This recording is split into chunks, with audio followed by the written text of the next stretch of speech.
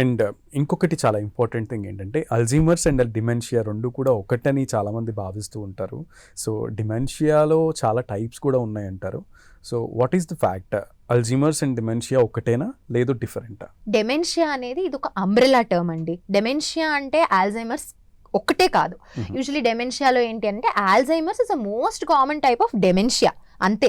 దాంట్లో మళ్ళీ ఏంటి ఫ్రాంటోటెంపోరల్ డెమెన్షియా అంటాము, తర్వాత అదేంటి డెమెన్షియా విత్ లూయి బాడీస్ అంటాము, తర్వాత పార్కిన్సన్స్ డిసీజ్ డెమెన్షియా అంటాము, వాస్కులర్ డెమెన్షియా అంటాము. ఇలా చాలా డెమెన్షియాస్ ఉంటాయి అన్నమాట.